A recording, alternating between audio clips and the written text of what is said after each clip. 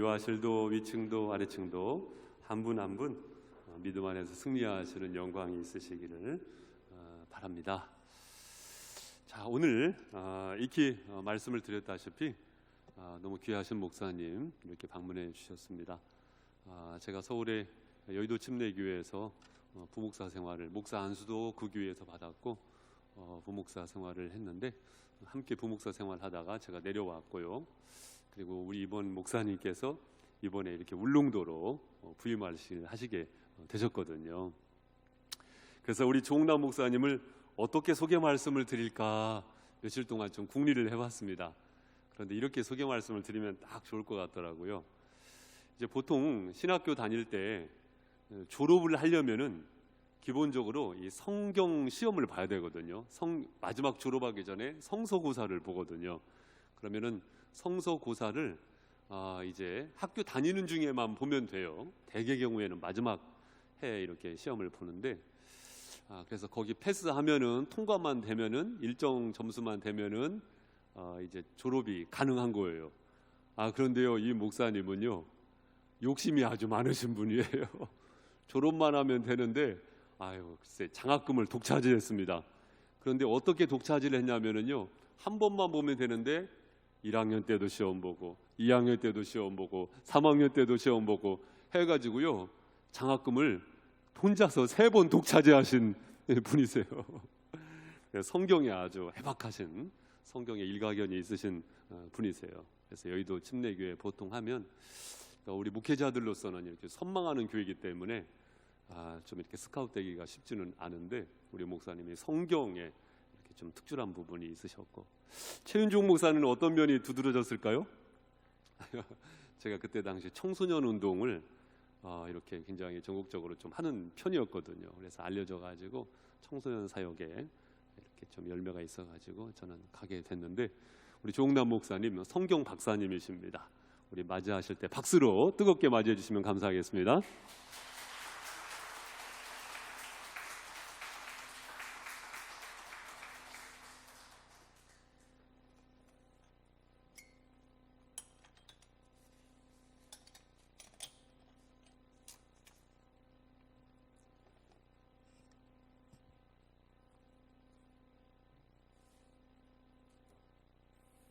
네, 여러분 만나 뵙게 돼서 너무 반갑습니다.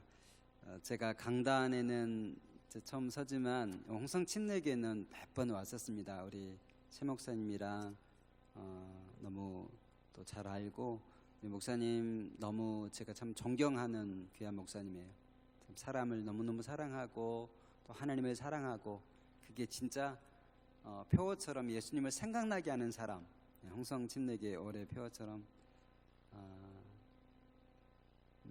이런 귀한 우리 목사님이 또 목회하시는 홍성 침례교회 우리 성도들 앞에서 말씀을 전할 수 있는 기회를 주신 우리 하나님과 우리 최 목사님께 감사를 드립니다. 저는 시골 사람입니다. 원래 고향이. 여러분, 서해에서 가장 큰 섬이 어딜까요? 서해에서 가장 큰 섬, 진도 출신입니다. 제가 진도. 근데 서울에서 가장 큰 섬에서 여의도에서 목회를 하다가 이제는 동해에서 가장 큰 섬으로 가게 되었습니다. 네. 울릉도를 좀 잠깐 소개할까 하는데요. 울릉도는 경상북도에 소속되어 있는 화산섬입니다. 지도를 한번 띄워주시면 울릉도가 오각형으로 되어 있는 화산섬이고요. 제일 그 북쪽이 점 있는 쪽이 천부침례교에 있는 쪽입니다. 삼무 오다의 섬이라 이렇게 얘기합니다. 삼무. 뭐가 없냐면 도둑이 없고 공해가 없고 또 특이하게 뱀이 없다고 합니다. 뱀이. 그다음 오다는 물이 많고 바람이 많고 또 뭐가 많죠? 그 돌이 많고, 그다음에 미인과 향나무가 많아서 오다의 섬입니다. 면적이 73제곱킬로미터예요. 그 홍성읍하고 홍북 읍을 합한 면적 정도 됩니다. 그리고 이제 그 해안선이 한 64제곱킬로미터고 인구는 9,000명이고 한 개의 읍과 두 개의 면이고 25개의 행정 마을이 있는 그런 섬입니다. 초등학교는 4개 있고 중학교와 고등학교는 각각 하나 있고요. 그 울릉도에서 직선거리로 가장 가까운 육지가 경상북도 울진입니다. 그 울진의 죽변항으로부터 한 130km 정도 떨어져 있어서 뭐 포항이나 울진이나 이런 데서 배를 타고 들어가면 3시간에서 한 4시간 정도 들어가야 되는데 이제 그 크루즈선이 이번 주 목요일부터 생깁니다. 그래서 포항에서 한 그 풍랑이 일어도 웬만하면 배가 뜰 수 있는 그런 크루즈선이 이번 주 목요일부터 생깁니다. 부속섬이 딱 3개가 있는데요. 한번 사진 한번 띄워주시죠. 여러분이 아마 죽도 총각 해가지고 아마 TV에 좀 나와서 여기가 죽도고요. 그 다음에요, 죽도에 갈매기가 막 날아오르는 그런 장면이고요. 다음이요, 여기는 관음도라고, 죽도에 있는 데는 배를 타고 들어가야 되는데 저기는 걸어서 들어갈 수 있는 관음도라는 울릉도에 부속되어 있는 섬이고요. 그 다음에요, 여기는 여러분 잘 알죠?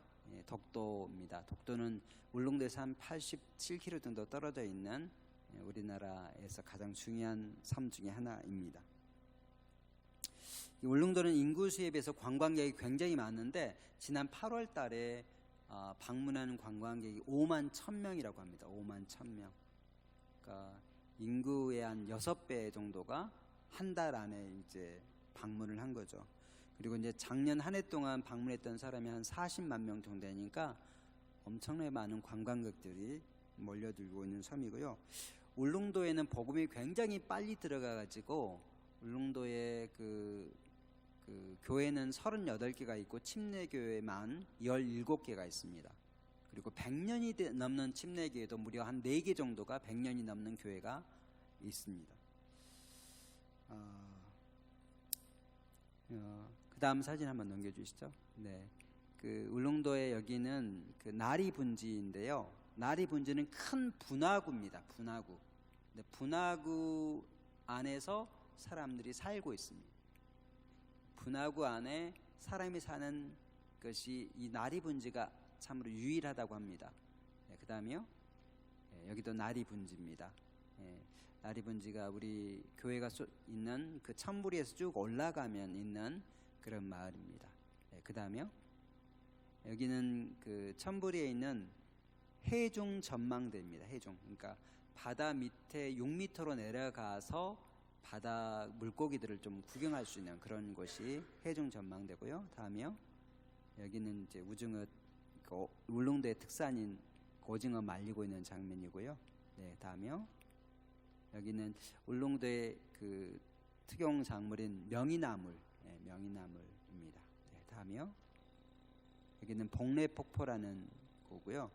이 울릉도는 이게 백두산 천지를 보시면 백두산 천지에 이게 물이 담겨져 있잖아요. 근데 울릉도는 그 아까 나리분지 거기에 그러니까 백두산 천지에 뚜껑이 덮여져 있고 그 위에서 농사를 짓고 있는 거죠. 근데 그 밑에는 엄청나게 많은 백두산 천지에 있는 물처럼 그렇게 많은 물이 있어요. 그래서 울릉도와 관광객들이 충분히 먹고 살 수 있는 물이 있고 이렇게 맑은 물이 흘러내리고 있습니다. 네, 다음이요. 네, 여기가 우리 천부침례교회입니다. 이 천부침례교회는 울릉군 북면에 있습니다. 북면 천부리에 있는데 이 우리 교회 바로 위에가 그 북면의 면사무소가 소재하고 있고요. 교회는 한 73년 됐고요. 역사는. 그리고 이제 여기가 이제 읍이 아니고 이제 면 단위다 보니까 이제 나이 드신 분들이 좀 많으셔요.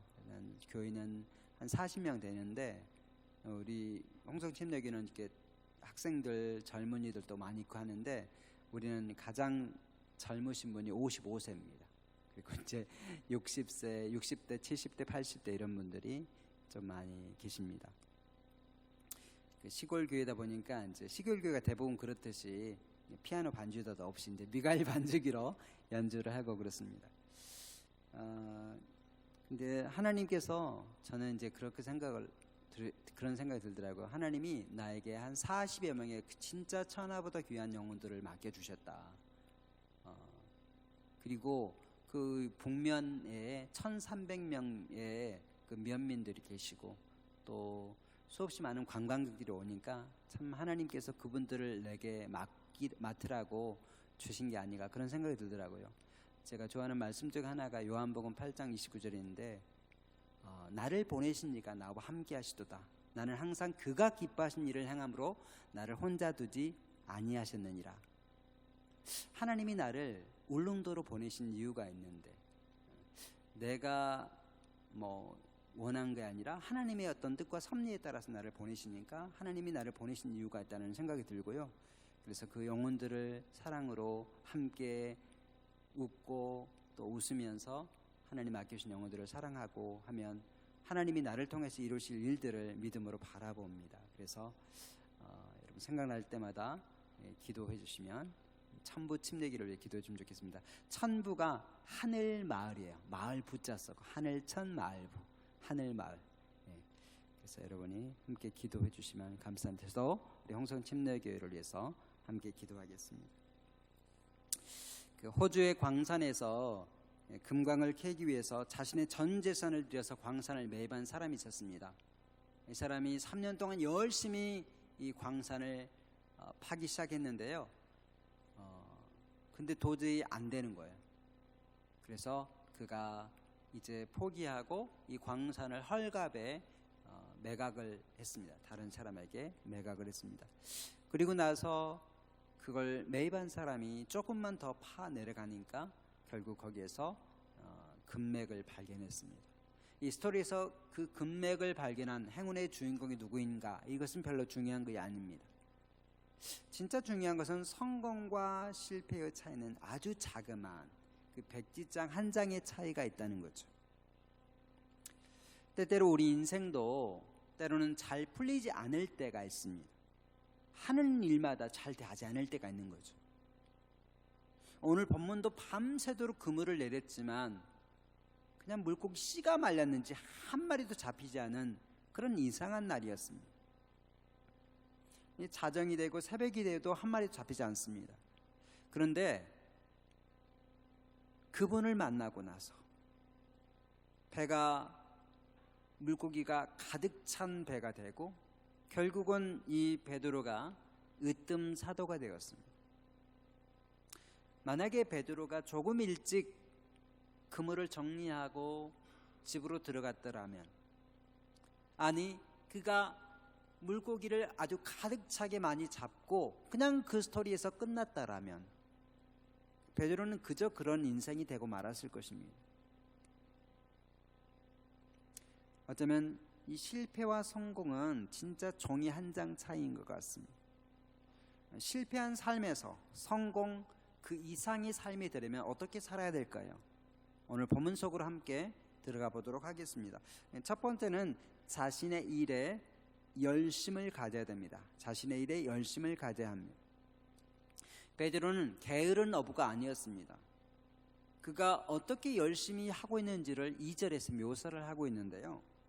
2절에 보니까 호숫가에 배 두 척이 있는 것을 보시니 어부들은 배에서 나와서 그물을 싣는지라. 당시 어부들은 밤에 물고기를 잡았습니다. 제가 한 2주 전인가 TV를 보니까 이 울릉도 근처에서 이제 물고기를 잡는 그 오징어를 잡는 그런 TV를 보여주더라고요. 그러니까 오징어는 밤에 잡잖아요. 마치 오징어를 밤에 잡듯이 이 갈릴리 바다도 밤에 조업을 하는 것입니다. 밤에 조업을 하고 이제 그물을 싣고 있는 거죠. 왜? 오늘 밤에도 또 물고기를 잡으러 가야 되기 때문에 내일을 위해서 준비를 하고 있는 것입니다. 열심히 일하고 있는 모습이죠. 그리고 5절에도 그가 평소에 어떻게 이 일에 임하고 있는지가 나와 있습니다. 5절에 보면 선생님 우리들이 밤이 새도록 수고했을 때 잡은 것이 없지만은 그렇습니다. 이 어부인 베드로는 생업을 위해서 열심히, 진짜 치열하게 열심히 살았습니다. 밤을 지새면서 고기를 잡기 위해서 열심을 다한 거죠. 다른 배들은 일찍 들어갔습니다. 좀 포기하고 오늘 안 잡힌 모양이다라고 생각하면서 일찍 들어갔는데, 이 베드로는 밤을 완전히 꼬박 세우면서 그물을 던졌다는 거죠. 그렇게 열심히 살아가는 것입니다. 제가 여의도에 있으면서 새벽 기도를 이제 운동 삼아서 걸어서 좀 갔거든요. 새벽 5시, 새벽 기도가 5시 반이니까 5시 전후에 이제 여의도로 걸어 들어가는데, 여의도 그 아파트에 그 시간에 불이 켜져 있는 사람들이 있어요. 그리고 빌딩에도 진짜 많은, 그 이른 시간에 나와서 일을 하고 있는지 빌딩에 막 그 불이 엄청 켜져 있는 것을 보게 됩니다. 우리 울릉도 천부 침례교회 제가 2번 좀 가서 말씀 전하고 했는데, 새벽 기도를 하는데 새벽 기도가 4시 반이에요. 4시 반. 4시 반인데 4시부터 와서 기도하시는 분들이 계시더라고요. 그래서 이제 새벽 기도하고 집에 들어가서 또 일찍 또 일터에 나가시고 이렇게 하시더라고요. 소규모로 이게 식당을 하시는 분들을 제가 자주 뵙게 됐는데, 그 팔과 뭐 이런 등에 보면 배인 자국, 불의 대인 자국, 상처 이런 것들이 굉장히 많이 있습니다. 우리나라에는 그 자영업자의 비율이 굉장히 높아요. 다른 나라에 비해서. 근데 자영업을 시작을 해가지고 1년 안에 문 닫을 확률이 한 50%라고 합니다. 그리고 3년 동안 생존할 확률이 한 10%밖에 안 된다고 그래요. 그만큼 참 어려운 거죠. 특별히 이제 코로나 때문에 진짜 이게 참 어려운 것 같습니다. 우리 홍성 침례교회 우리 성도님 중에서 자영업 하시는 분들 계시는데, 하나님이 도우심이 우리 가운데 있기를, 여러분 가운데 있기를 축복합니다. 이 베드로는 어쩌면 자기 집안의 생계를 위해서 진짜 열심히 산 거죠. 다른 사람은 일찍 집에 들어갔는데 그는 아침을 맞을 때까지 그냥 치열하게 그물을 내리면서 그렇게 열심히 살았다는 거죠. 하나님께서는 열심히 일하는 사람을 쓰시는 것을 봅니다. 우리 생각에는 진짜 빈둥빈둥 노는 사람을 불러가지고 하나님의 일을 시킬 것 같은데, 진짜 열심히 일하는 사람을 불러서 하나님의 일을 시키는 것을 봅니다. 그 엘리사라는 분 아시나요? 엘리사가 농사꾼이었습니다. 그러니까 농사도 엄청나게 짓는 사람이었죠. 그가 12결이, 그러니까 한 결이가 2마리거든요. 그러니까 12결이니까 24마리의 소를 몰면서 밭을 갈고 이런 사람이었습니다. 그렇게 갈고 있는데 하나님이 그를 부르시죠. 그래서 그가 하나님의 선지자가 됩니다. 마태, 세무서에서 열심히 일을 하고 있는데 예수님이 그를 부르셔서 제자로 삼아서 마태복음을 쓴 사람이 되죠. 자기 일에 열심을 내지 않는 사람, 그 사람은 어떤 일이든지 성공하기가 어렵습니다. 직장인은 직장 일에, 농사하시는 분은 농사 일에 열심을 가져야 되고, 학생은 공부에 열심을 가져야 되고, 또 가정주부는 가정주부대로 가정일을 열심히 해야 됩니다. 하나님이 내게 사회에서, 가정에서, 직장에서 맡은 일에 진짜 열심을 다하는 사람을 하나님은 축복하시고, 그런 사람을 하나님은 쓰십니다. 할렐루야. 우리 믿음의 표어신 예수님은 어떻게 사셨습니까? 예수님이 진짜 밤 늦게까지 병자를 고치시고 안수하시고, 아마도 그날 저녁에 아주 늦게 잠자리 들었는데, 예수님께서는 새벽 아직도 밝기 전에 일어나서 한적한 곳에서 가서 기도하시며 살았습니다. 예수님은 3년 6개월의 공생애를 사셨지만 마치 36년을 살듯이 그렇게 진짜 열심을 다해서 사셨던 것을 볼 수 있습니다. 우리는 먼저 자신의 일에 열심을 내야 됩니다. 두 번째, 자신의 생각보다 하나님의 말씀을 경청해야 됩니다. 자신의 생각보다 하나님의 말씀을 경청해야 됩니다. 그 전문가는 고집이 있습니다. 베드로는 물고기 전문가잖아요. 언제 고기를 잡을 수 있는지를 알고 있었습니다. 전문가는 자신의 분야에서 자기가 최고라고 생각하기 때문에 그 분야에만큼은 고집이 있습니다. 그렇기 때문에 때로는 그 자기가 잘 안다고 하는 것 때문에 실수할 때가 있고 실패할 때가 있습니다. 이 베드로가 아버지 밑에서 열심히 익힌 솜씨를 하나도 발휘하지 못하고 있을 때에 우리 예수님께서 찾아와 주셨습니다. 그리고 말씀하시죠. 깊은 데로 가서 그물을 내려 고기를 잡아라 라고 말씀합니다. 그때 베드로가 선생님 제가 어부예요. 제가 조상 대대로 어부 집안입니다. 그렇기 때문에 내가 너무 전문가로 잘합니다. 깊은 데로 가다니요 말이 안 되죠. 적당한 깊이가 있어야 되지 깊은 데서는 물고기가 잡히지 않습니다. 그리고 지금은 대낮인데 갈릴리 사람 누구에게도 이런 대낮에 이런 물고기를 잡으려는 사람이 아무도 없습니다. 상식적으로 많은 이야기를 해야지요. 그리고 저는 영업 종료했습니다. 제가 그물 싣고 있는 거 보지 않습니까? 당신 말대로 내가 그물을 내렸다가 시간 버리고 그물 버리고 내 몸 피곤하고 다시 그물을 싣는 수고를 해야 되잖아요. 지금 제가 밤 새워가지고 피곤하고 몸에 그 피곤이 쩔은 그런 기색이 안 보이세요? 당신은 목수 전문가고 나는 물고기 전문가니까 나의 영역 터치하지 마세요. 이렇게 이야기할 법합니다.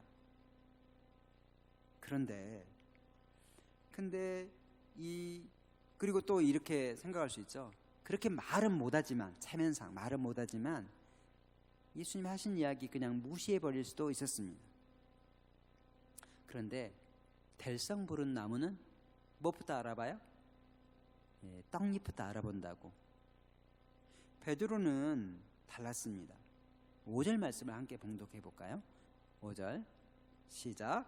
시몬이 대답하여 이르되 선생님 우리들이 밤이 새도록 수고하였을 때 잡은 것이 없지만은 말씀에 의지하여 내가 그물을 내리이다 하고. 하나님 말씀을 경청하는 것이 그렇게 쉽게 되는 것이 아닙니다. 이 베드로는 내가 예수라는 분을 무시하면 안 되겠다라고 좀 느꼈습니다.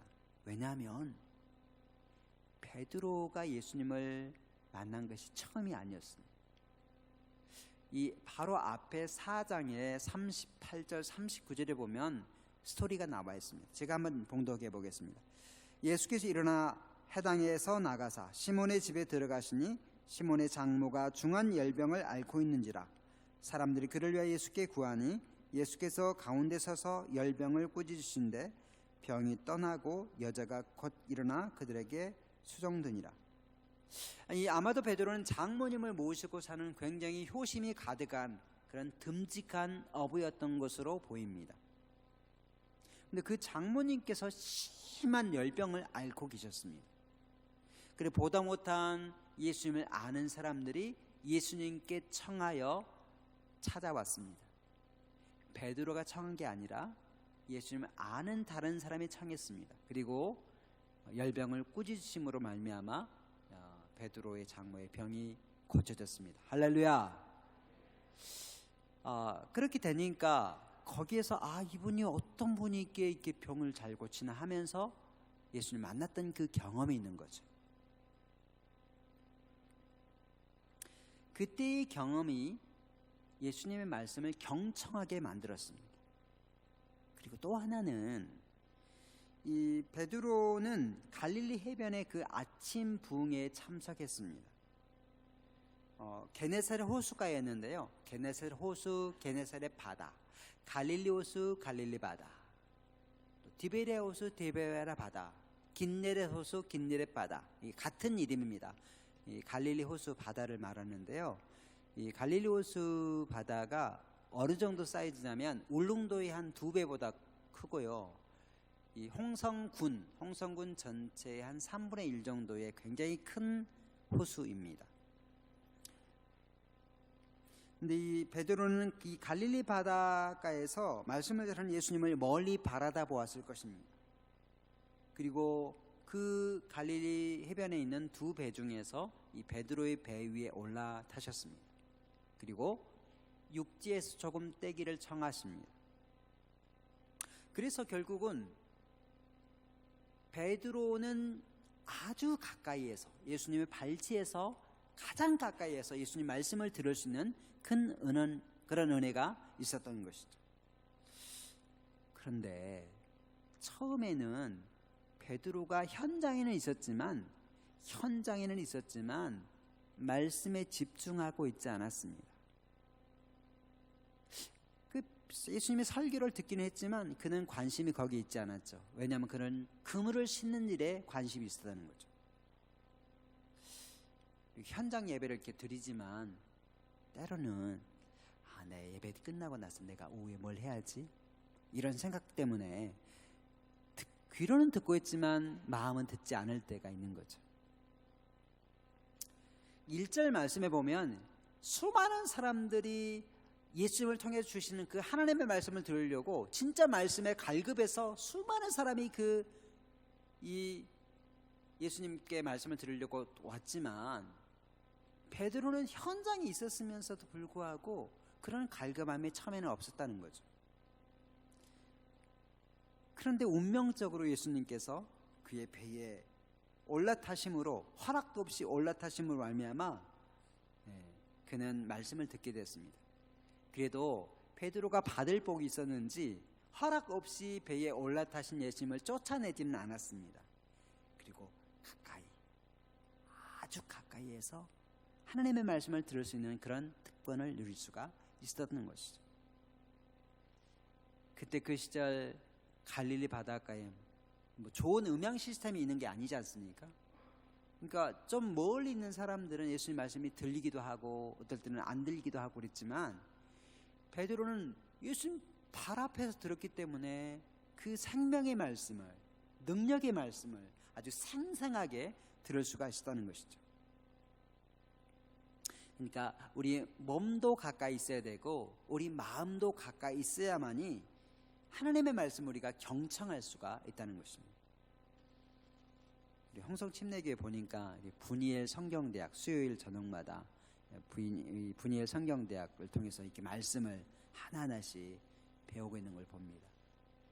셀 모임에서 말씀도 나누고 성경 읽기도 하고 너무너무 좋습니다. 진짜 말씀을 가까이 하는 교회가 소망이 있습니다. 말씀을 가까이 하는 성도는 소망이 있는 것입니다. 할렐루야. 여러분 이 말씀을 가까이 하시면서 성경대학에 참여하시면서 이 신앙이 성장하시면서 하나님의 말씀을 경청할 수 있는 그런 은혜가 있기를 축복합니다. 이 주의 종을 가까이 하고 말씀을 가까이 함으로 진짜 복받는 인생, 하나님이 높여주시는 인생이 있습니다. 여러분이 많이 들어봤을 이 브리스길라와 아굴라 부부인데요. 이 사람은 로마 제국의 수도에서 살다가 유대인 추방령 때문에 이 로마를 떠나서 고린도로 들어가게 됩니다. 고린도에서 집을 사서 살고 또 거기서 생업을 하게 되는데 생업은 텐트를 만드는 일이었어요. 근데 이 고린도에서 사도 바울을 만납니다. 사도 바울이 또 고린도에 와서 이 브리스길라 아굴라 부부를 만나고 그들이 이 사도 바울을 자기 집으로 모십니다. 자기 집에서 살게 합니다. 그러니까 집에서 같이 살면서 이 사도 바울로부터 귀한 생명의 말씀을 듣고 그다음에 업이 같잖아요. 텐트를 같이 만드니까 그러니까 잠자는 시간 외에는 이 사도 바울로부터 좋은 생명의 말씀을 계속 듣습니다. 그러니까 말씀을 보는 눈이 달라지고요. 성경을 보는 눈이 달라지고요. 사람을 대하는 눈이 달라집니다. 그래서 어느 날에 그가 이제 또 이사를 가게 되는데 그 에베소라는 곳에 가게 됐는데요. 이 에베소에 갔는데 어떤 목사님이 말씀을 전하고 있습니다. 아볼로 목사님이라고. 이분이 언변이 굉장히 좋아요. 성경을 굉장히 많이 알고 말씀이 너무 좋습니다. 그런데 2% 부족한 게 있어요. 2%. 그 요한의 침례만을 압니다. 그러니까 이 브리스길라 아굴라 부부가 저거 말씀도 전하고 하면서 그것도 모르냐고. 나도 아는데. 그러면서 뭐 뒷담화하지 않고 조용히 자기 집으로 불러서 그 부족한 부분을 조용히 채워줍니다.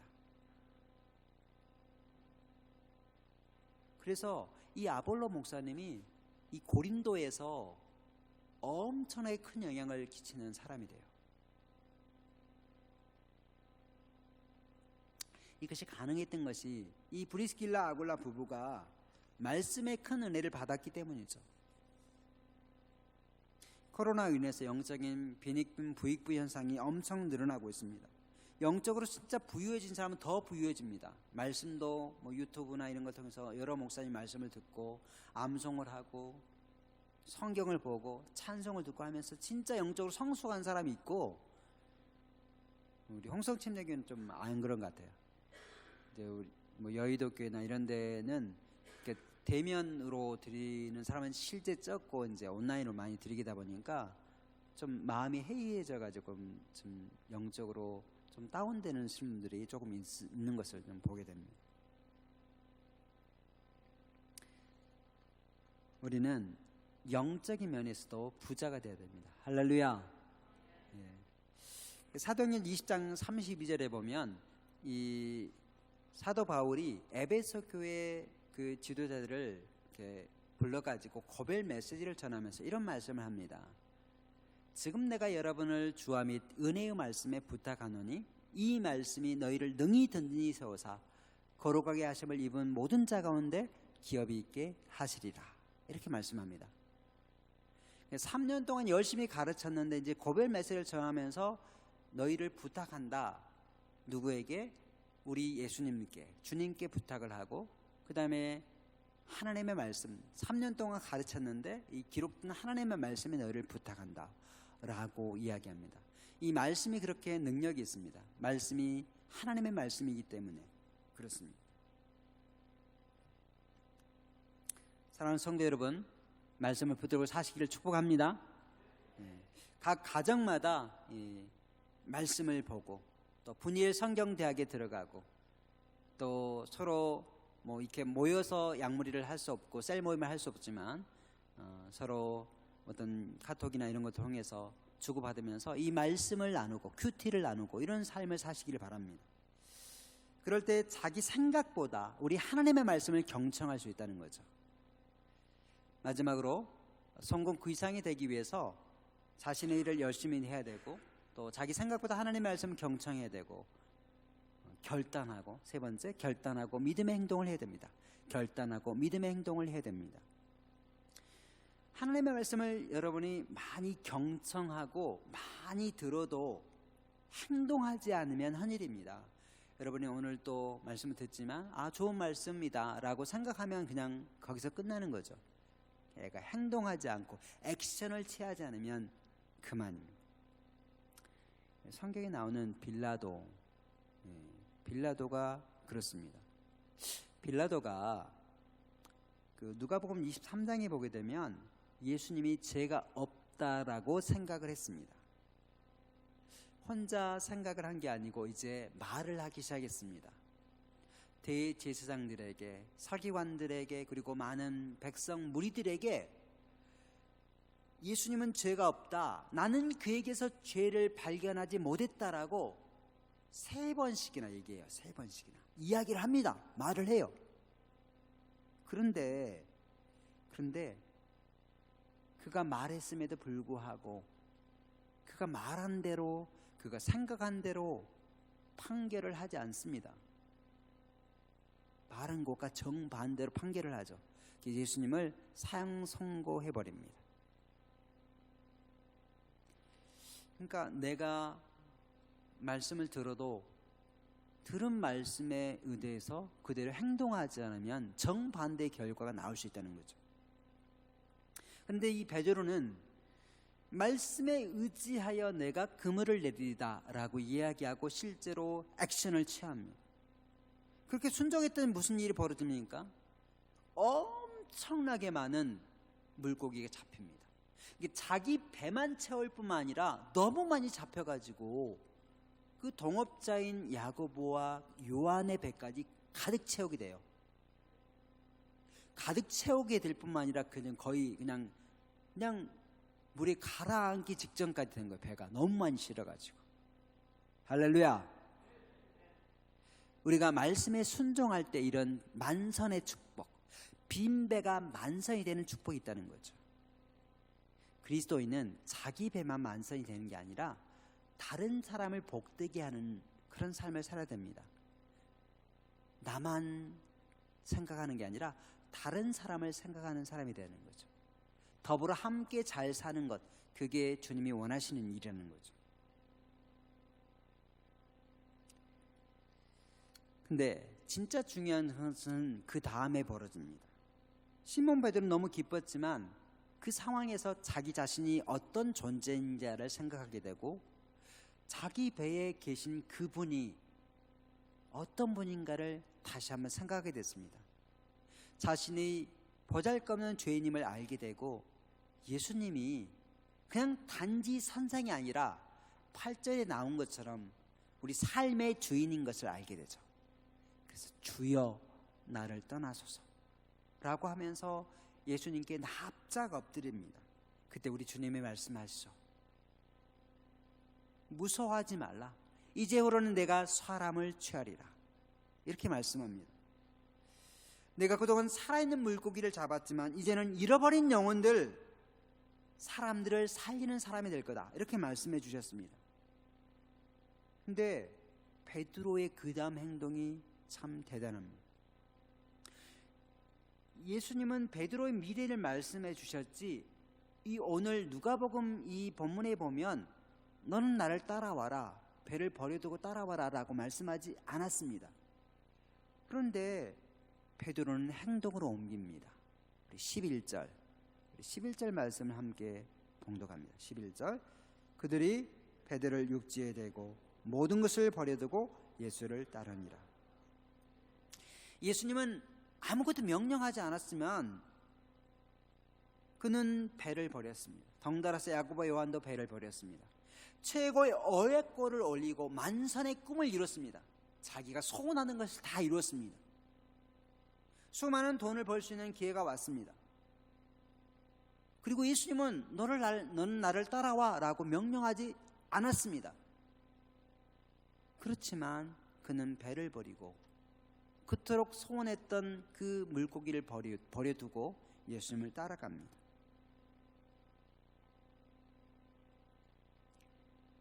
잠시 고생하면서, 엄청 고생하면서 잡기를 소원했던 물고기를 버렸습니다. 만선하여 가득 잡았는데 버렸습니다.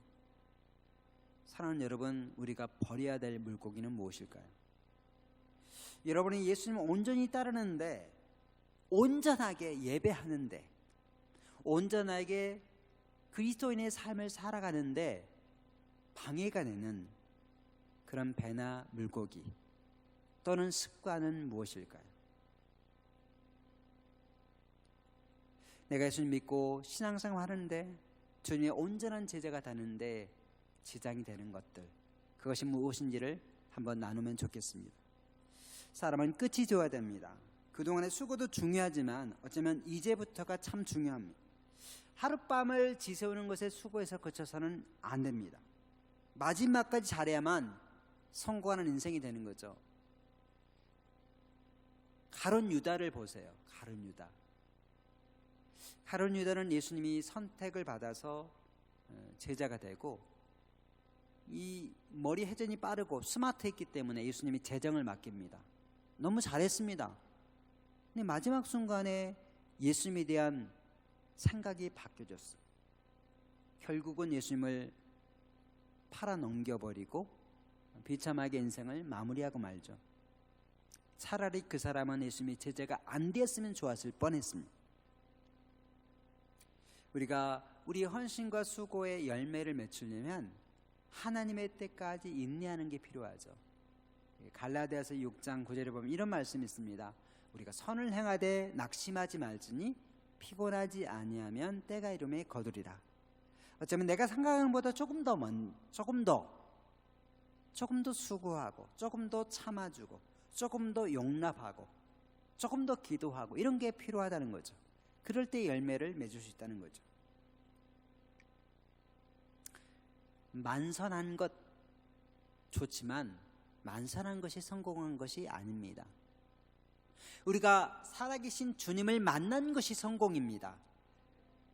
예수님을 통해서 우리가 거듭난 하나님의 자녀가 된 것이 성공입니다.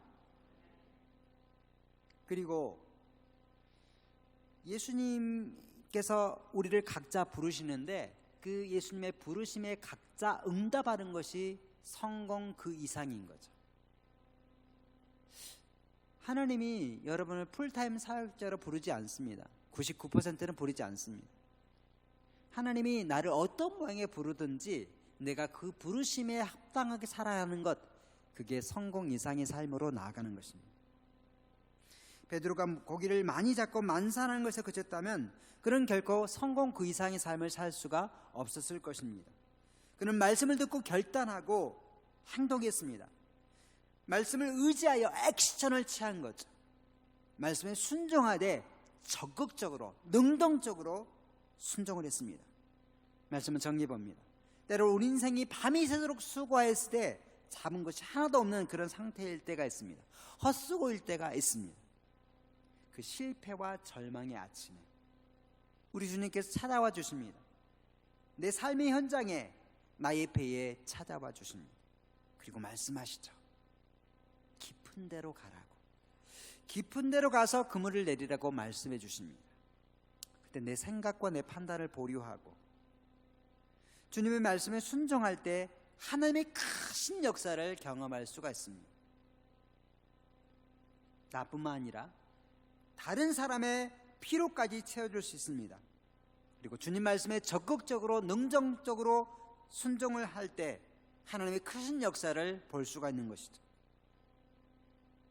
우리 홍성침례교회 삶에 예수님의 향기가 있는 그런 홍성침례교회가 우리 차인종 목사님 중심으로 한마음 한뜻이 되어서 이 예배당이 가득 차고 이 홍성 지역과 이 충청남도를 뒤집어 놓는 그런 교회가 되기를 축복합니다. 제가 이렇게 설교를 하는데요, 우리 성도님들 집중을 너무 잘하시고 진짜 말씀을 경청하는 것 같습니다. 다 이렇게 들어오시는데 너무 경청하는 모습이 너무 좋습니다. 기본이 착 되어 있는 우리 홍성교회가 진짜 안디옥 교회처럼 세상을 뒤집어 놓는 그런 교회가 되기를 축복합니다.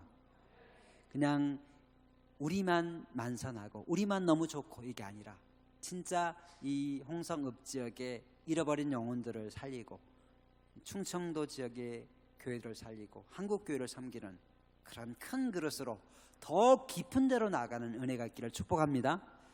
그리고 여러분 한 분 한 분도 주님께서 친히 여러분의 삶 속에 현장에 찾아와 주시고 말씀해 주시고 내가 경청하고 주님 말씀에 적극적인 순종을 통해서 다른 사람에게까지 복을 넘치는 그런 축복, 주님을 따르는 정의들 함께 하기를 주님의 이름으로 간절히 축원합니다. 기도하겠습니다. 하나님 아버지, 오늘도 우리의 실패 현장에 찾아와 주시고 가까이 오시는 주님, 내가 전문가인 것 같지만 주님 앞에 연약한 존재, 죄인임을 고백합니다. 내 생각으로 넓고 깊은 주의 말씀을 제한하지 않게 하시고 하나님의 뜻과 섭리에 순복하고 주의 종에게 순복하는 당신의 제자가 되게 하여 주시옵소서. 가까이에서 주의 말씀을 경청하게 하시고 주의 뜻에 순종하여 그물을 내리는 결단이 있고 행동이 있게 하여 주시옵소서. 몸된 홍성침례교회 하나님께서 붙들어 주셔서 많은 사람을 살리고 많은 교회를 살리는 복을 끼치는 복의 유통자, 그런 유통하는 교회로 더 깊게 쓰임받게 하여 주시옵소서. 내가 버려야 할 물고기, 내가 버려야 할 배가 있다면 과감하게 버릴 수 있는 믿음도 허락하여 주시옵소서. 주님의 제자로서 주님의 뜻에 합당한 삶을 살게 하여 주시옵소서. 우리 삶의 이유대가 되시고 찬양의 이유가 되시는 예수님 이름 받들어 간절히 기도하옵나이다. 아멘. 우리 한번 합심해서 기도하도록 하겠습니다. 오늘 말씀에 의지하여 내가 그물을 내리리다. 아마 베드로의 결단과 고백은 우리의 결단과 고백이 되어야 할 것입니다. 주님, 말씀을 의지합니다. 주님이 역사하여 주시옵소서. 이 고백이 저와 여러분의 고백이 되실 수 있기를 바랍니다. 아울러서 우리가 울릉도 선교를 위해서 기도하겠습니다. 기도하실 때 주님 말씀하셨습니다. 평안을 빌라고. 그 평안이 그에게 합당하면 그의 것이 될 것이고 그렇지 아니하면 우리의 것이 될 것이라고 말씀하십니다. 이 시간 조홍남 목사님 천부침례교회로 이제 부임하시게 되시는데 그 교회 가운데 하나님께서 함께하여 주시옵소서. 또한 울릉도 지역에 9,000명에서 1만 명 정도가 되는 주민들이 계십니다. 주님, 울릉도 선교가 이루어지게 하여 주시옵소서. 또한 울릉도 안에 독도도 있습니다. 우리 대한민국의 섬입니다. 일본이 사실 탐하고 있는 섬입니다. 하나님, 우리가 독도를 책임질 수 있도록 울릉도 지역을 하나님께서 보호하시고 지켜 주시옵소서. 또 울릉도 지역에 5개 초등학교가 있고 1개 중학교가 있고 1개 고등학교가 있습니다. 미래의 꿈나무들입니다. 하나님, 그들에게 복음이 심기어질 수 있도록 역사하여 주시옵소서. 또한 말씀하셨다시피 55세가 이제 그 교회의 가장 젊으신 분이시라고 합니다. 하나님, 인생의 노년을 살아가고 계시는 울릉도 주민 한 분 한 분에게 하나님께서 복음을 심겨 주셔서 제 인생의 이막이 열려질 수 있는 은혜의 문이 활짝 열려지게 하여 주시옵소서. 다 함께 주여 한번 부르고 기도하겠습니다. 주여. 사랑의 주 하나님 감사합니다. 우리 하나님께 하시는 하나님께서 우리의 같은 마음으로 기도 같은 말씀을 참으로 감사를 드립니다. 아버지 하나님, 울릉도 지역에 하나님 나라의 도역자가 되게 하시고 아버지 하나님 말씀에 의지하는 믿음의 태도가 있게 하시고 주님 앞에 와주시기만 합니다. 말씀을 하셔서 옛 습관을 버리게 하시고 육성을 버리게 하시고 온전히 주님 안에 새롭게 되어서 주님을 따라갈 수 있는 행동하는 그리스도인이 되길 원합니다. 아버지 하나님, 이 앞에 완전한 날 수 있도록 하셔서 주님 앞에 육당한 날을 쓰는 귀한 믿음의 삶을 살아갈 수 있는 믿음의 성도 될 수 있도록 가옵소서. 아버지 하나님, 또 울릉도 선교를 위해서 기도합니다. 1만 명 정도 되어지는 주민들이 있습니다. 아버지 하나님, 그리스도의 복음을 만나면서 그 섬 전체가 복음화가 되게 하시고 아버지 특별히 또한 독도 섬을 지켜주시옵소서. 또한 5개 초등학교, 1개 중학교, 1개 고등학교가 있습니다. 아버지 하나님, 그 캠퍼스의 현장 속에 주님의 은혜가 스며들게 하시고 나는 꿈나무들에게 아버지 하나님 꿈에 심겨질 수 있는 하나님의 역사가 있을 수 있도록 주님 그 말씀을 나타낼 수 있도록 가옵소서. 주님, 이 시간에 기도 가운데 열매있게 하시는 하나님, 사랑으로 심습니다. 기도로 심습니다. 간구함으로 심습니다. 주여, 울릉도 지역에 복음의 열매가 맺혀질 수 있도록 주여 역사가 주시옵소서. 주님의 긴 역사가 함께 하심을 믿사옵고 우리 주님 예수님의 이름으로 기도합니다. 아멘.